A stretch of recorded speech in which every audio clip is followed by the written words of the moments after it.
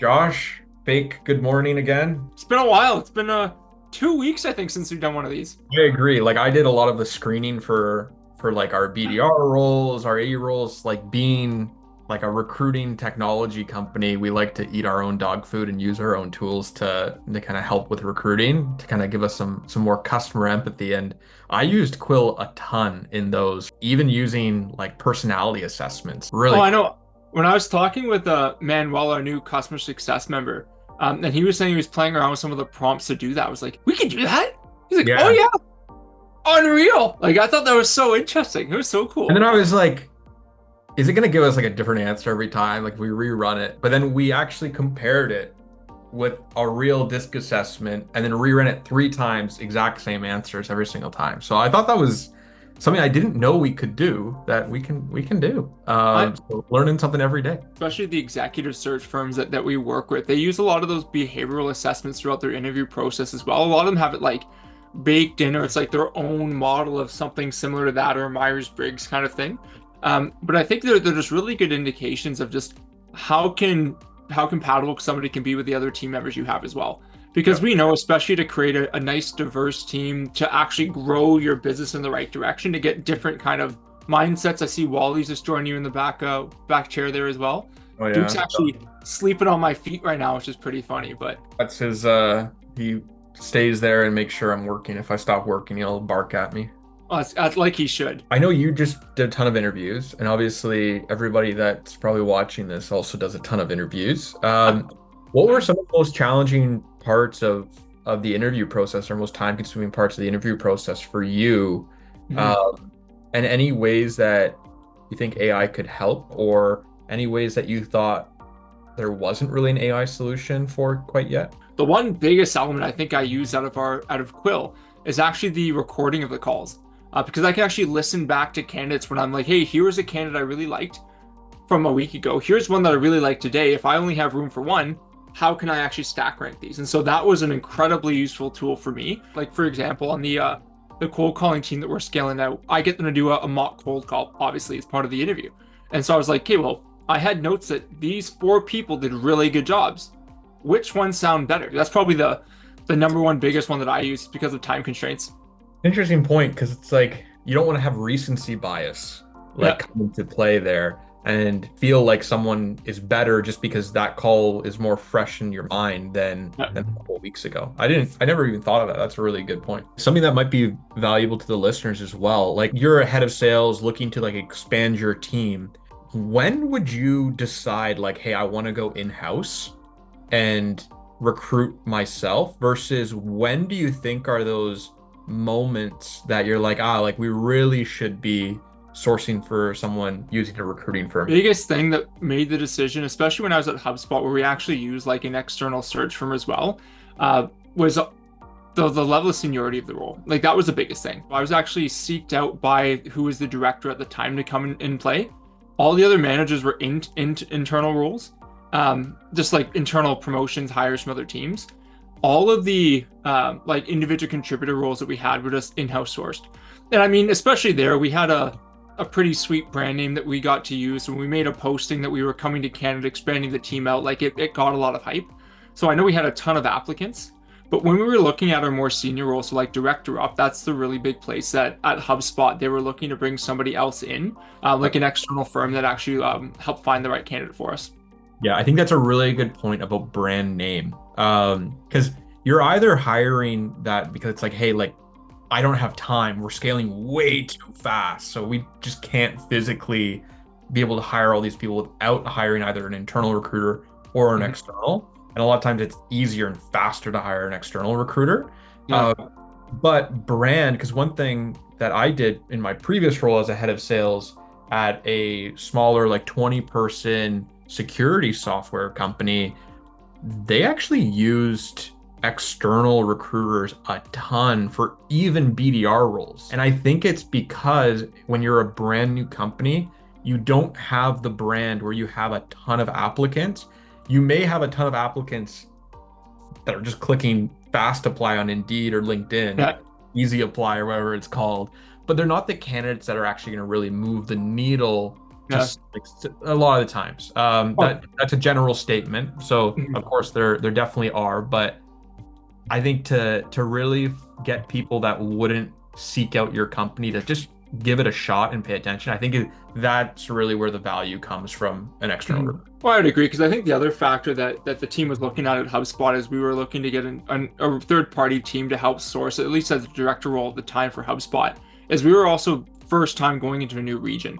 So Mhm. while HubSpot still had a huge brand coming into Canada, they might not have had many people in their network that could have been a great fit for that role. So they went to find somebody who could find a great person outside of the network too. So I think that's also a huge factor that a lot of these hiring teams look at is do they have somebody in network already that can be a great fit for the role?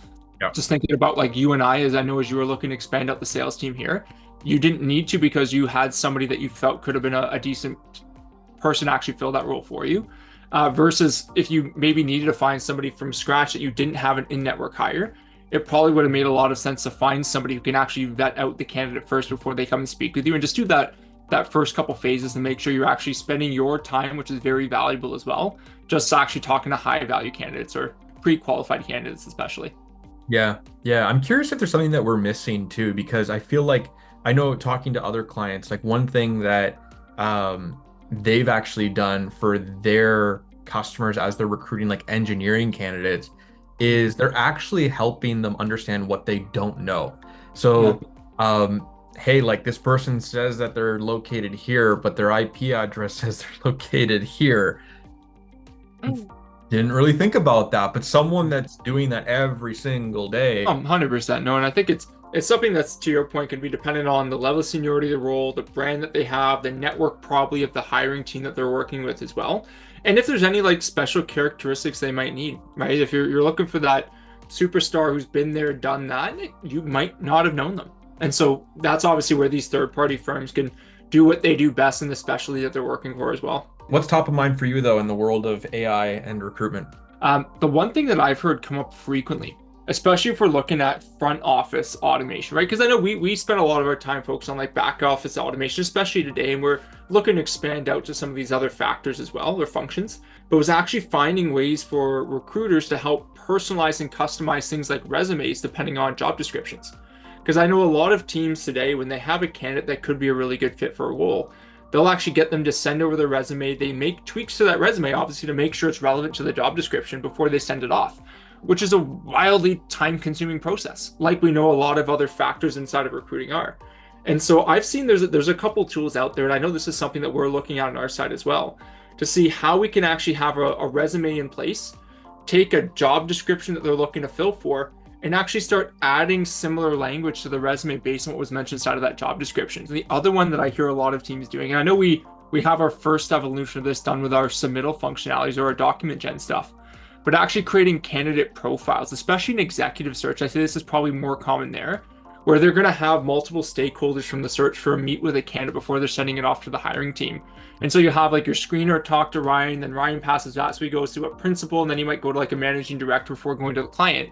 They're all going to have different factors they're going to be looking at, like a personality test, like a DISC or Myers-Briggs. Maybe it's just background screening, actual like practicality screens based on what the role is actually looking for, and taking all of the notes and information they've all created to create a profile for that candidate, and finding ways to use AI to help create those first drafts based on all the context of the conversations they're having too. Because I feel like out of a lot of the recruiters I'm talking to, those are two extra incredibly manual factors that they're looking to see if they can use AI to help automate for them. And I'm always really excited to tell them that it's on the way. It is coming. There's a couple things that we just need to build on our side first to make it possible. But it's really cool the way that a lot of teams are really thinking about, okay, these are the parts of my job that are really starting to suck right now and really starting to eat a lot of my time. How can I become more efficient with that? And I think the way that a lot of recruiters are trying to think outside of the box on how they can start to build that efficiency is really, really exciting for me. Yeah, I actually I talked to a candidate that will leave unnamed for obvious reasons. Uh, and they aren't a candidate of Quill, but like someone I know that's actively applying. And they are a big believer in our friend ChatGPT, and they made their resume, like they put their resume in ChatGPT, put the job description of a role, and they said, "Hey, reformat my resume to better align with his job description, which I thought is a great idea. Yeah. Now, he then got on an interview and he was asked about a specific thing on their resume. It was completely inaccurate. Obviously, that's not something that you want. But one thing I don't think people realize is there's a lot of fact-checking tools for AI at this point. So you could actually just put that in, even to ChatGPT again, and say, hey, this is my original resume. This is a new version. Is there any additional things that were added into that resume that weren't there before? And then at least you can fact check it. Ideally, you should read it like once. Ideally. Ideally, you should read it. I hope you'd read it. But there are these tools where you can like better balance AI, because we still hear like, oh, AI hallucinates, AI hallucinates. It's like, yes, AI, depending on the temperature of the tool, that's the technical term, will hallucinate for sure. But there is counterbalances that you can use. So just be careful when you're using use cases like this, to be mindful of like, it could get a little creative there if you don't put the guardrails on it. Yeah, well, I think it goes back to, I know we've talked about this an incredible amount of times on our podcast so far, but like that 10-80-10 principle. You need like 10-80-10. Just written somewhere. It's gonna tattoo to my forehead one day. I hope not, actually. My wife would probably leave me if that was the case, but I think it's probably one of the biggest things that I think people really don't take enough advantage of when they're thinking about how do I automate my process? Because at the end of the day, if you aren't the one doing the work, you got to make sure it's accurate. Like, it's your name at the end of the day that's going to be on the line for it. Read it over. It takes 5 minutes, if that. Even if you have to reformat a bunch of stuff, probably 5 minutes. Because I even know, like, from even on our backend, right, when we're doing like the automated submittals or the automated job descriptions with Quill, biggest thing I always tell clients is like, hey, it's putting the information where you need it, but nobody's paying you to use Quill. They're paying you because of the value you provide for them in terms of the quality candidates you can provide. Yeah. Put your finishing touches on it. It's going to take that 20 minutes to an hour write-up down to 5 minutes. That's awesome. But spend the 5 minutes to make sure it's actually right. Spend the 5 minutes to make sure it's actually going to do the work you need it to do. But I remember when I was a kid growing up here in Canada, I was in a French immersion class. And the one thing that even back then, so many people in class got caught doing was just using an English to French translator, and they try to submit that for their final report or whatever that was. And it was the easiest thing to catch because none of the grammar and the verbiage was actually correct based on like the tense that you were speaking in. It's the same thing. There's nothing different. We still need to make sure that we're personalizing that content. I still think it's probably the biggest learning curve that most teams are going to have to learn using AI. And I really hope our listeners can help fast track that by really buying into that 10-80-10 principle. So remind people that are first-time listeners, what is 10-80-10? The 10-80-10 principle is you're going to have your initial 10%, which is your idea, your template that you want to provide to the AI so it can fill in the information for you, right? So what is the structure you want it to follow? The AI is going to then do the 80%, the heavy lifting, putting the context in the right areas for you. We can't forget about that last 10%. This is your finishing touches. If we're looking at it in the world of recruiting, maybe that's making sure it's in your writing style, it's relevant to something like the job description you're looking to fill, the hiring manager's preferences, or whatever that might be. But your finishing touches to make sure it's up to your standards, and then we send it out. That last 10% is what's going to make or break whether this role is going to go well. Yep. No, I agree. A lot of people do the 10-80 rule. We're not looking for 90% here. We're going for passing grades, which is 100%. I know, Ryan, you and I are both really big fans of Jason Lepkin, right? SaaStr, phenomenal. So much incredible learning there. Did you have a chance to check out his latest article? I think he sent out last Sunday this past week. No, I haven't. So he had an article, and just the title of it, and I forwarded it over to you if you're curious, is Everyone's Adding AI, but it's not accelerating growth. What do you think are some of the biggest factors that listeners or founders or companies in general should be thinking about when they're looking to use AI to actually make a difference versus this is part of the hype? So a lot of folks that are implementing AI in the most effective ways, it isn't a growth driver per se. It is an efficiency driver. So the growth rates, I think I agree, just anecdotally, that growth rates aren't really increasing by adding AI, especially if you look at tools that are doing like AI written prospecting emails and AI prospecting, we are on like the forefront of go to market, I would say, in most in from our strategy and like what we're doing. And we're not really using any of that stuff. And we're killing it in that field.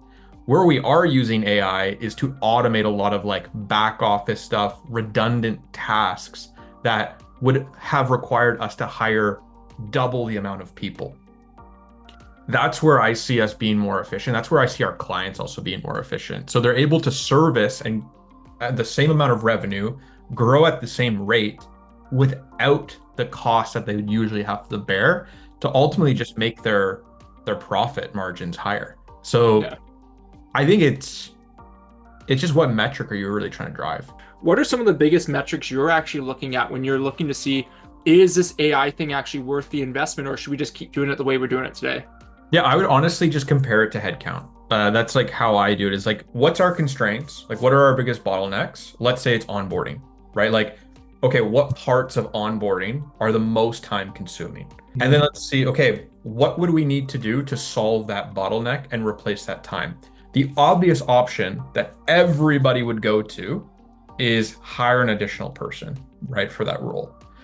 But there are creative ways to actually use AI to potentially automate parts or entire parts of your process in a Mhm. meaningful way.